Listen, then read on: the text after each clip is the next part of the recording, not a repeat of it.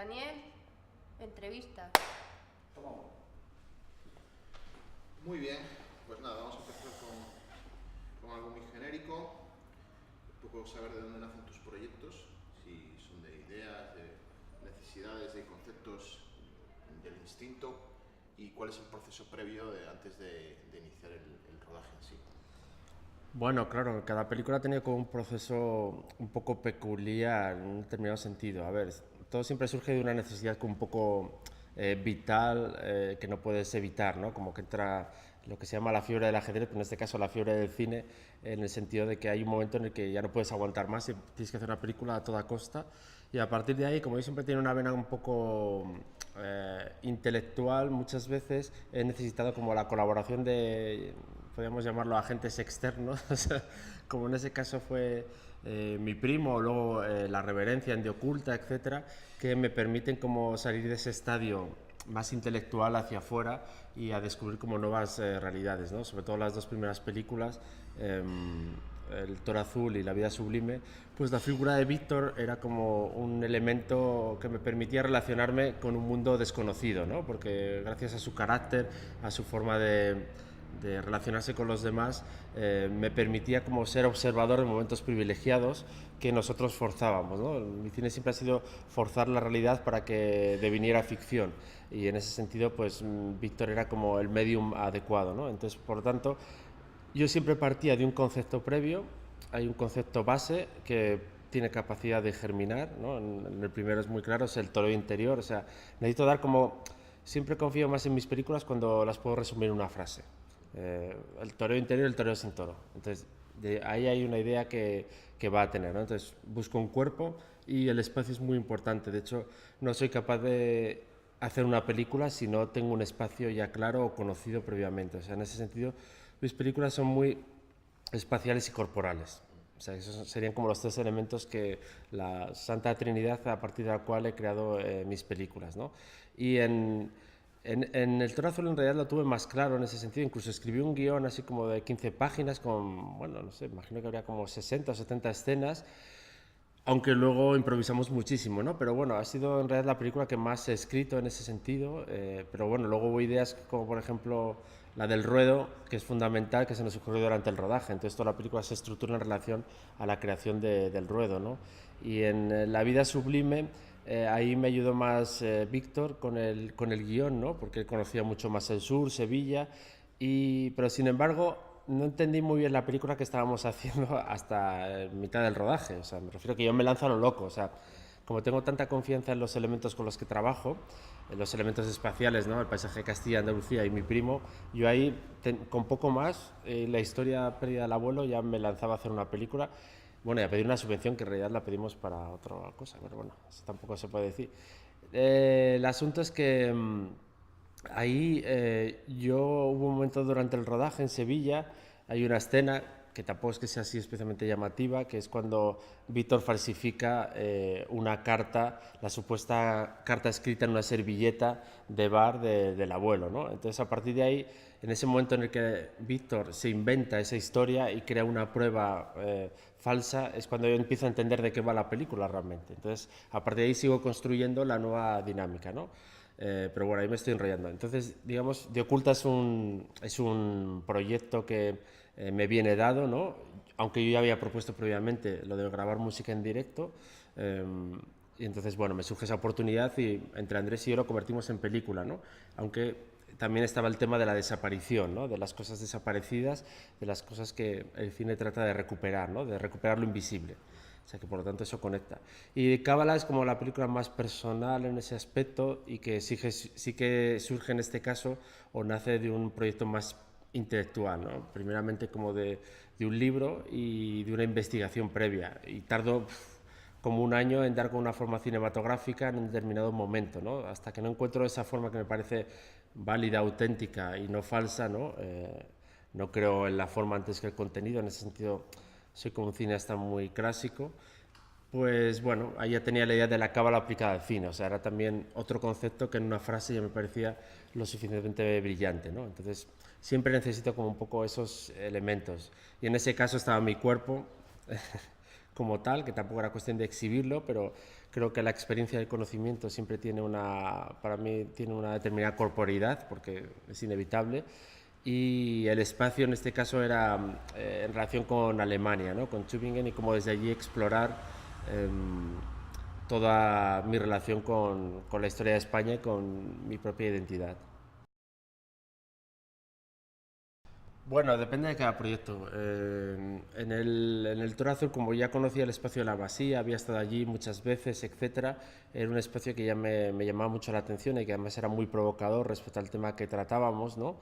Y además yo siempre he trabajado como con luz natural, con espacios en los que no he intervenido apenas. De hecho, mis películas, salvo Cábala, por cuestiones de mala calidad de imagen, no tienen ningún tipo de proceso de coloración, podríamos decir de alguna manera. Y claro, es la relación con un equipo la que permite improvisar determinadas situaciones, ¿no? Ya te digo, a partir del concepto empiezas a pensar escenas, es lo suficientemente rico y tienes un lugar que te inspira de tal modo que sabes que puedes sacar muchos momentos claves, ¿no? En el caso de La vida sublime es mucho más marcado porque allí conocí a algunos de los personajes, a otros no, otros surgieron por el camino, y entonces la idea era como introducir esos personajes que son personajes como que llevan un guión dentro, el guión de su propia vida, sus propias ideas, sus propias formas de expresarse, y del que yo me apropio, ¿no? Pues como ocurre con Minke, que más o menos ya sé lo que piensa, pero no sé exactamente lo que va a decir.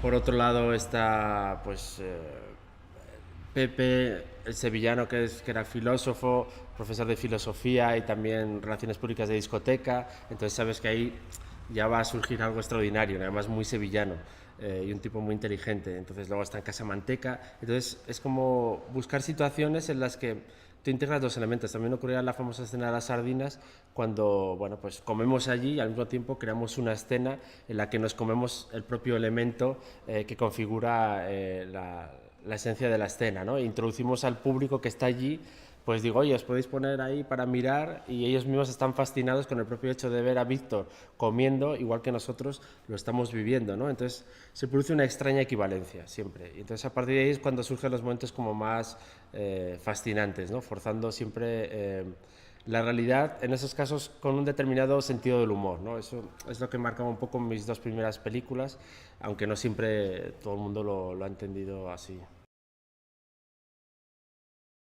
Sí, bueno, como he dicho otras veces, siempre necesito partir como de un elemento de autenticidad, de cercanía. De hecho, me pasa igual con el equipo técnico. Bueno, necesito como un grado de amistad, de confianza. Me cuesta coger a alguien, cuando lo he cogido no ha funcionado muy bien, completamente ajeno. O sea, si tengo un técnico, necesito que ese técnico sea una parte del equipo realmente, como una parte de la familia. Entonces prefiero muy poca gente y de extrema confianza, ¿no?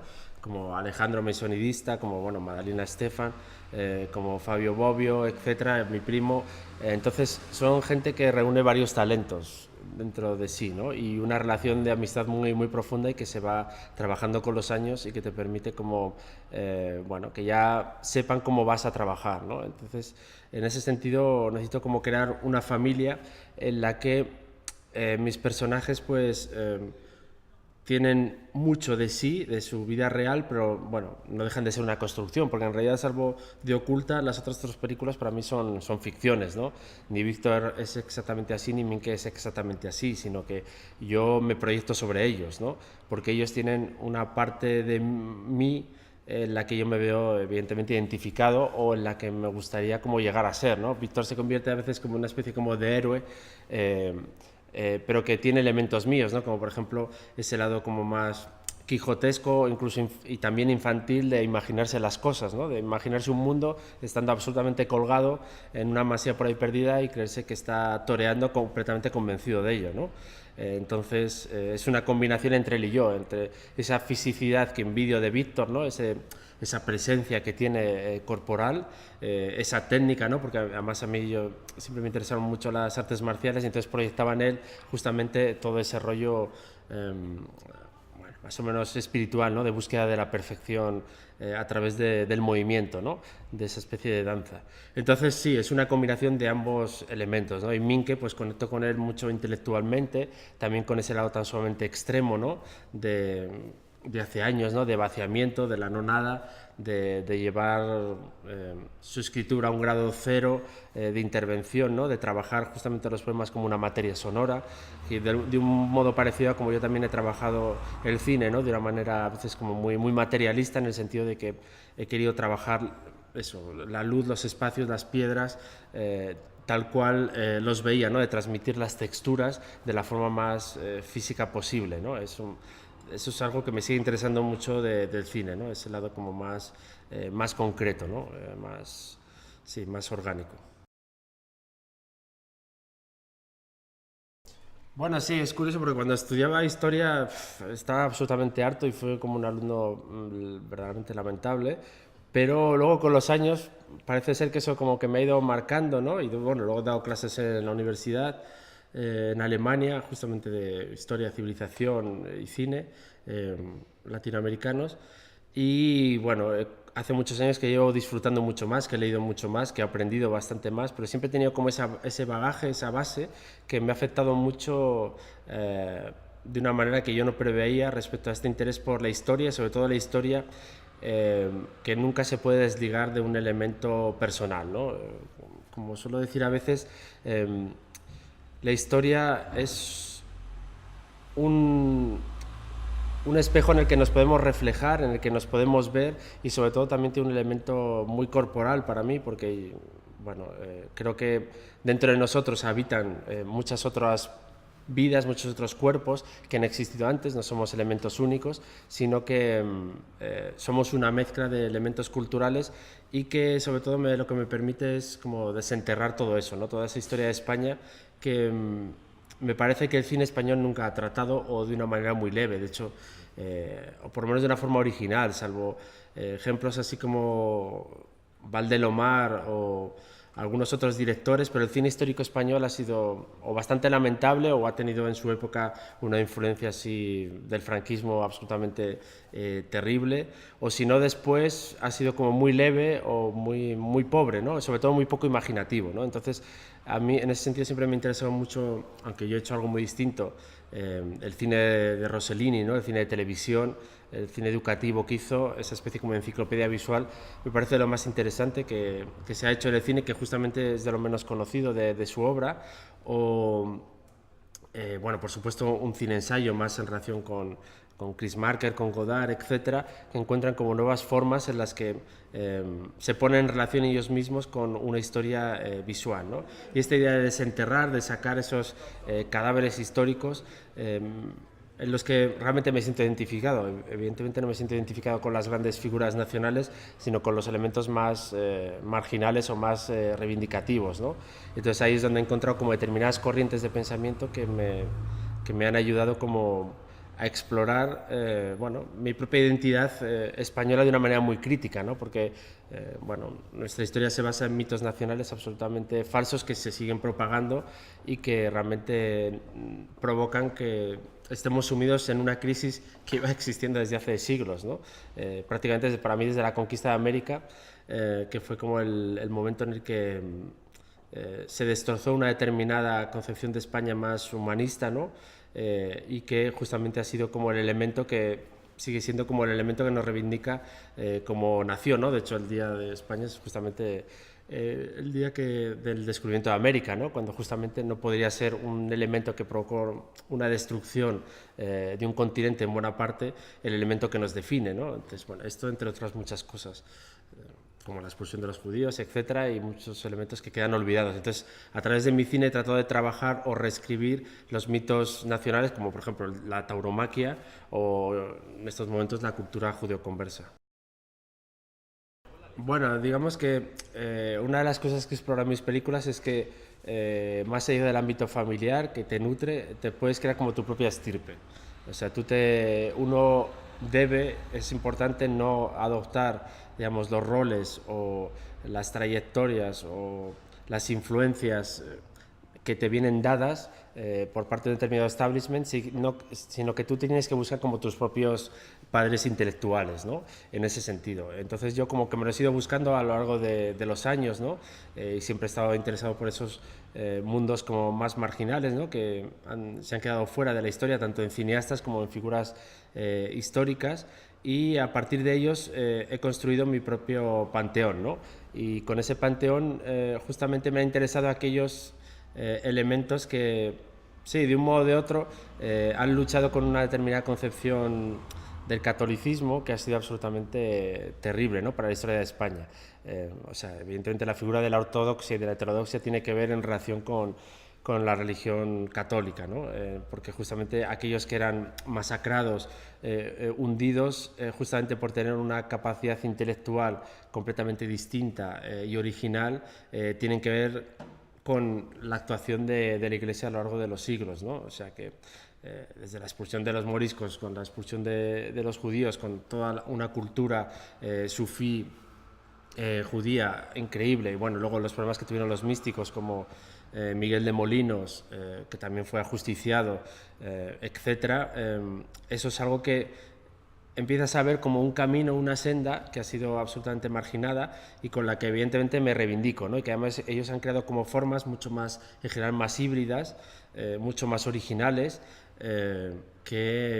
bueno, que me parece importante que todos seamos conscientes de ellas, ¿no? Y sobre todo yo partir también mi forma cinematográfica que se nutra justamente de estos elementos, ¿no? Entonces, y conocer esas microhistorias que son absolutamente terribles, ¿no? O sea, por ejemplo, lo que cuento de Manuel Rodríguez, eso de que se muriera de miedo, son 3 líneas que aparecen ahí en la Inquisición, y si empiezas a leer como todos los testimonios de toda la gente que fue ajusticiada, que murió aterrorizada, de todos los familiares que fueron marginados, que no podían tener ningún tipo de negocio, que no podían tener ningún tipo de propiedad, que son no solo fueron las miles de personas que fueron a lo largo de los siglos ajusticiadas por la Inquisición, sino todas las familias que fueron afectadas, que en realidad son miles y cientos de miles. Entonces, todo esto me parece algo como desbordante, ¿no? Cuando lees las técnicas de tortura de la Inquisición, realmente es alucinante, ¿no? La precisión que tenían, ¿no? Para sacar a la luz una determinada verdad.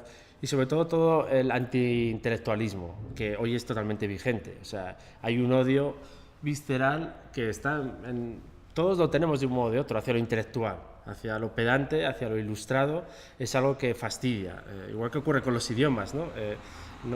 No se valoran los idiomas, no se valora la inteligencia, y de hecho, bueno, ahí está la famosa frase de muere la inteligencia, etcétera, ¿no? Que viene desde el franquismo y hoy en día lo seguimos viviendo, ¿no? Hay un desprecio absolutamente por la cultura, y nuestras universidades están absolutamente retrasadas, ¿no? En comparación con otras, ¿no? Y de hecho, si pensamos cuántos grandes intelectuales ha habido después de la República Española, pues nos costaría decirlos, ¿no? Sobre todo si los comparamos con Italia, con Francia, con Inglaterra, con Alemania, con cualquier país cercano, ¿no? Y tiene que ver justamente con esta destrucción de la heterodoxia.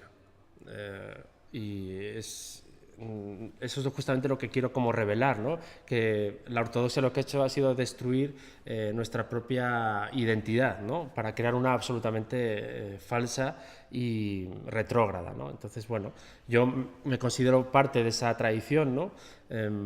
Y a partir de ahí, pues, trato de construir una obra que, bueno, sé que en cierto modo son películas un poco perdedoras, porque todas estas figuras, antes que mí, han sido perdedores en ese sentido. Nunca han logrado el gran éxito, y que sin embargo otros cineastas que filman cosas más de actualidad o cosas como más aparentemente llamativas, tienen mucho más eco, ¿no? Y no es que me quiera quejar, pero bueno, es así. Entonces, eso lo acepto, a pesar de que, bueno, aquí ha sido una oportunidad extraordinaria y por eso estoy tan contento que se ha podido ver en la Filmoteca, y gracias a vosotros. Pero sé que la gente no se siente incómoda ante este pasado tan perturbador, ¿no? Y bueno, esa es una de las intenciones de que me parece importante yo incorporar mis nuevos heterodoxos, ¿no? Como Minke es una figura absolutamente heterodoxa, yo creo que yo también, y bueno, me muevo en ese ámbito, ¿no? Y entonces introduzco los personajes que hoy en día forman parte de esa nueva heterodoxia. Bueno, yo en realidad no tenía nada claro lo de hacer cine. Digamos que yo siempre he sido de escribir desde pequeño, he tenido como una vocación ahí terrible. Y en un determinado momento, gracias a mi encuentro y a mi amistad con Álvaro Arroba desde el colegio, allí en Los Maristas, en Valladolid, y luego en la universidad, en la cátedra de cine, pues gracias a él, que yo le enseñaba en el colegio de ocultismo, que era mi especialidad. Yo era el que sabía hacer sesiones Ouija y él era el que me enseñaba de cine, pues fui como cada vez haciéndome más a ese nuevo terreno, y entonces esta vertiente de escritura me derivó hacia el cine, ¿no? A través de la revista Letras de Cine. Entonces, a partir de ahí ya como fue todo un poco rodado, y en realidad gracias a un artículo de Letras de Cine, una cierta decencia del cine español, que fue un artículo que en su época sí que llamó la atención porque era como así de 10 páginas, a letra yo creo que 10, y ponía a parir todo el cine español, así a saco, como lo hacíamos desde Valladolid, ¿sabes? Sin cortarnos un pelo. Como no conocíamos a nadie, teníamos una alegría increíble. Y reivindicábamos solo a 3 o 4 figuras que justamente reivindicaban una determinada españolidad, entre comillas, ¿no? Con películas muy concretas, como yo que sé, Queridísimos Verdugos de Patino, Valdelomar, Buñuel, Guerín, un poco Erice, o sea, eran como pinceladas que en esa época no había mucho más, pero que nosotros pensábamos que detrás había como un trasfondo, una forma específica de hacer cine desde España en vez de imitar modelos ajenos malamente, ¿no? Entonces, bueno, a partir de ahí ese artículo lo leyó José María Dorbe, y bueno, pues me invitó a trabajar como guionista en Barcelona. Entonces nada, me fui para allá muy contento, porque si no me saca él yo hubiera sido incapaz de irme de Valladolid, lamentablemente. Siempre necesito una fuerza externa que me ayude un poco, y entonces, bueno, ahí ya empecé a aprender un poco el oficio, ¿no? O sea que en ese sentido, después ya empecé a hacer mis primeros cortos, pero más bien fue el descubrimiento de que sabía mirar por la cámara, lo que me hizo adentrarme en ese terreno, porque yo lo que quería era seguir escribiendo.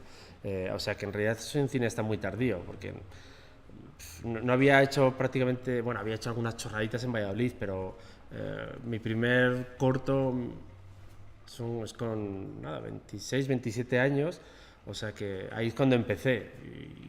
Y después ya pues vino la película en 2008, El Toro Azul, etcétera, ¿no? Y entre medias seguía escribiendo, pero ya murió Letras de Cine, que era un trabajo enorme, la verdad, porque lo hacíamos todos nosotros, y bueno, no había ningún dinero de por medio, y además siempre daba pérdidas.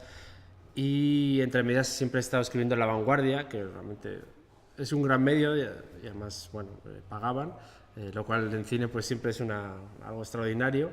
Y en ese sentido lo he seguido compatibilizando, ¿no? Pero porque es importante que tú tengas como tu propia personalidad, tus propias obsesiones, que no tienen que ver con las puramente cinematográficas. O sea que en ese sentido, como yo me considero alguien muy tardío, ya tenía una cultura, un bagaje, una serie de temáticas que se han expresado a través del cine de una forma específica, y sobre todo me permitía salir hacia la luz del mundo el cine, ¿no? Para mí, ya te digo, el cine me permitía relacionarme con el mundo exterior.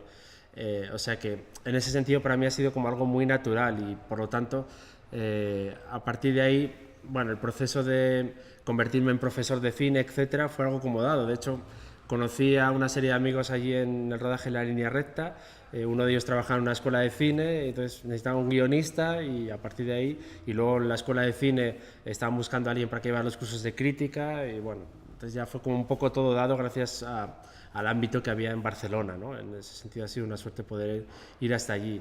Y también dar clases me ayudó a aprender mucho, porque yo no he estudiado cine en realidad. Yo había estudiado historia, luego había hecho el doctorado en historia del arte, entonces de cine no había sido becario de la cátedra de cine. Entonces lo que habíamos hecho es ver muchas películas, y Álvaro era el rey del pirateo absolutamente en VHS. O sea, nosotros teníamos unas películas en VHS que nadie más tenía en España. O sea, había un circuito que era como una especie de secta, con personas muy privilegiadas que se iban haciendo copias de VHS. Te llegaba una tercera o una cuarta copia que tenía ya como un grano gigantesco, subtituladas a veces en alemán, en francés, de Canal Arte, grabadas en esa época, pero que claro, ahí nos vimos pues todas las filmografías de los grandes autores del momento, que no corrían por ningún otro lado. Entonces, y luego también gracias a las relaciones con Zunzunegui y otra serie de profesores que nos abrieron los ojos, ¿no? Entonces, a partir de ahí, bueno, yo empecé a dar clases y tuve que empezar a estudiar realmente de cine, estudiar técnicas de guión, teoría del cine, para poder aplicarlas en las clases, ¿no? O sea que en ese sentido ha sido un profesor que se ha ido formando con los años, ¿no? Y luego, bueno, luego he dado clases en la universidad, etcétera, pero todo ha sido gracias a este bagaje, ¿no? En el que ha ido un poco en paralelo, la práctica cinematográfica, el estudio del medio y la práctica, ¿no? Y así es como he ido avanzando. Bueno, es difícil decirlo porque cualquier tipo de afirmación que hacen los directores o cualquiera siempre es falsa en ese sentido. O sea, cualquier afirmación categórica de no voy a hacer esto siempre cae un poco en el ridículo porque no tienes ni idea. Y lo mismo dentro de 4 meses os doy la tabarra y me encuentro, yo que sé, otro bisabuelo y empieza a contar otra historia, ¿no? Espero que no. Pero sí que lo que ahora sí que estoy trabajando mucho más es la narración de una manera mucho más ficcional, ¿no? De hecho, cada una de mis películas ha sido como un pequeño avance, o sea, en ese sentido ha sido como muy lento y muy cuidadoso, ¿no? O sea, antes hice mis cortos lamentables con actores, o sea, de estos que borrados de la historia, que no los vea nadie porque son de vergüenza ajena, o sea, cometí todos los errores que se pueden cometer, ¿no? Y que suelo recomendar a mis alumnos no cometer. Entonces, bueno, el espacio público era solo un espacio, en el Toro Azul era un espacio con un cuerpo, en La vida sublime era un espacio con un cuerpo, con una palabra improvisada. Bueno, yo